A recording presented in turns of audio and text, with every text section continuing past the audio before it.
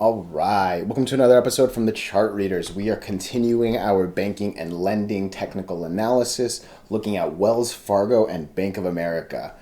Beautiful, beautiful movement, and all it's doing is staying over the 8 moving average, right? I love the 8 so much. But before we get into the details, let's just talk about what we're gonna do, right? We're gonna look at the daily and the weekly as we always do. We have our 5 moving averages. There are these horizontal support and resistance lines I do draw manually myself. And then when we're done up here, we'll use the MACD, RSI, and volume. Look, I often say 80% of the work is up here. It's all about breaking the lines. And I mean, I think this should speak for itself, right? A lot of choppiness in here, and I can even zoom out, right? I mean, when you're under the 8 and when you're under the 20, bad things happen. When you're over them, good things. When you're in between or under the moving average, it's just really, really just ugly, right? I don't know what the other word is. When you are over them and you have the 8 and the 20 riding up with you, I'm telling you, it is a beautiful thing. Not a monster profit by any means, but this is as good and as safe as trading can ever really look, right? I have no idea what happened here. I imagine it was some sort of like options thing or whatever. And I'm actually looking at regular hour charts, so I don't know if this is just a glitch on whatever I'm looking at. But what I'm really seeing is a riding of the moving averages. Once it breaks the cluster and it's actually over them all, it's just easy, smooth sailing, right? And look, once it got over this line as well as all of them, if you break the moving averages in a good support line, or sorry, a good resistance line, it just goes from there, right? So again, it really is all about the lines. And with that, that's kind of what Wells Fargo has done, right? I almost done my analysis of that as well. But yeah, again, I took my eye off this. I'll be real honest with you. There was obviously juicier profits to be made, but let's be honest, there's not that many stocks where you can just literally let it ride like this for this long. And it's not always about the profit. I know that sounds really silly to say when we're here to make as much money as we can, but there is something to literally putting your money there, going to bed and waking up so stress free. You know what I mean? There's a huge value to that. I can tell you, being on the opposite end of that on a couple trades with too much money. But again, what are we looking at down here? Look, it's funny because it's obviously looking like the green line still wants to go up, and this is a good thing, right? I like when green is over, right? Green is good, red is bad, but that's a really high RSI, right? This generally when we're in the 80s, I always say, hey, I think a cool down is coming up, right? This thing is pushing 90, and it's actually saying, hey, I wanna keep going up, which I find really funny.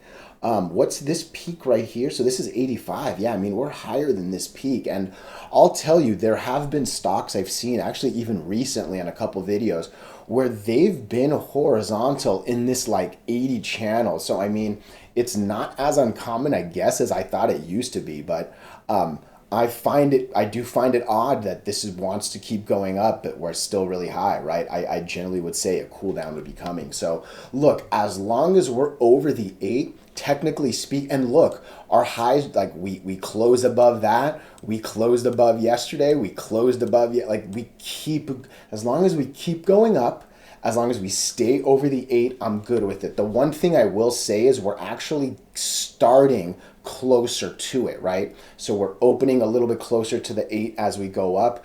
One of these times, again, I'm always a little pessimistic, I feel like I am, but it seems like we're probably going to open under it and maybe go down, right? So just be careful there. But look, we keep going up, we keep riding the 8. That's what technical analysis is about. Just use the lines to guide the movements, right? And again, we haven't even come remotely near using this 20, right? So lose the 8, the 20 should be there to catch it, right? So far, a lot of positive things. And look, volume has just been a whole mess of good buying, right? So you have to still be bullish here until it tells you not. But in the back of my head, it feels like there's a little bit of a curve. And hey, what might actually happen is you open right on the line and it just takes off. And this RSI kind of says, I told you so, right? So I'm still bullish until it tells me not to. And again, even if it gets bad, you still need that second day confirmation, right? I mean, obviously, unless it's like silly, don't get me wrong. But yeah, if we close under the 8, you need the second day confirmation as well, especially given how good this has been, right? So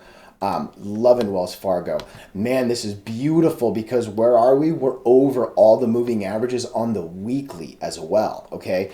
It's still a cluster, I will say that, but you can see it's going higher and higher as it was doing that snake, right? So it can only get right here. When it goes down, it doesn't go as low, which is good. It goes higher than last time, which is good. It's close, but look, it doesn't go as low, right? It closes up here instead of down here, and then it goes up. But again, anything can happen. It might still curve back down. If it does, hopefully we don't go any lower than 46.20. And then where does 46.20 put us? 46.20.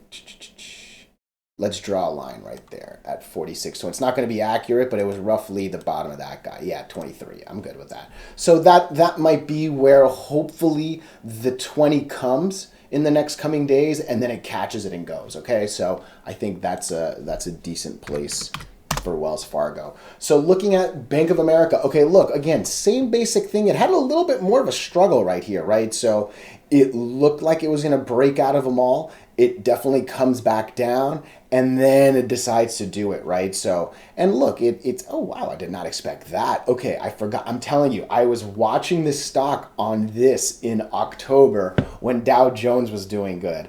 Once NASDAQ kind of kicked into gear, I'm telling you, I did not look at this, so I completely forgot about this gap fill. But a couple things, right? Red will turn into green, and like we've literally filled it, right? It went from here and then dropped here, and then it wasn't as quick a U, but yeah, that's a whole mess of green that fills it, right? So I often say it, and I love when I see that play out, right?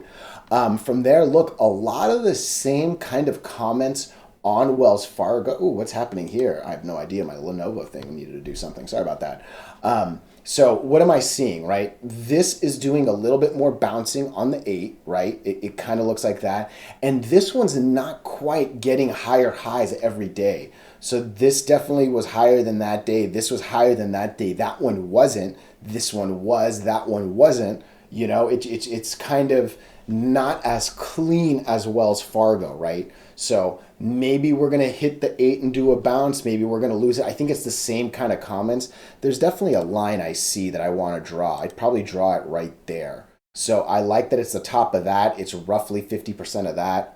And then again, I could see the 20 kind of coming here, give or take, if it was to come down. So, but look, overall, I feel better that we're not going to lose the 200 on these than I did on SoFi and Rocket. I'll say that much, you know. But again, those brought bigger profits. These ones didn't. But that also comes with a little bit of stability, right? You're giving up bigger profits for what should be a little bit safer trading when the time is good, right? And then again, we're not 1, 2, 3. Where's the fifth line? It's up here. So we're not quite over all of them just yet. But look, we've been in this little horizontal thing for a minute, right? You can see the 200 is right here, and we were at the bottom side of it trying to go higher. Got a little higher. Hey, can we go a little higher and maybe even get over this, right? But yeah, let's see if we can get over this 38.60 peak, right? And that might mean a couple things, right? Because again, we're coming in on the week. Maybe we'll come down and then bounce, right? But where's this on the weekly? I mean, this is actually still looking good on the weekly.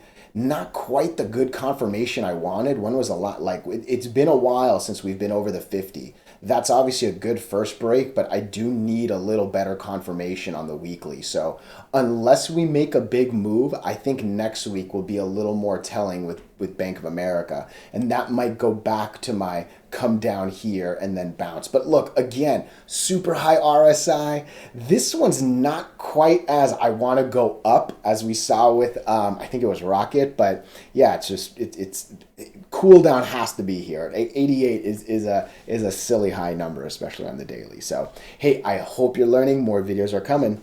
Appreciate your time.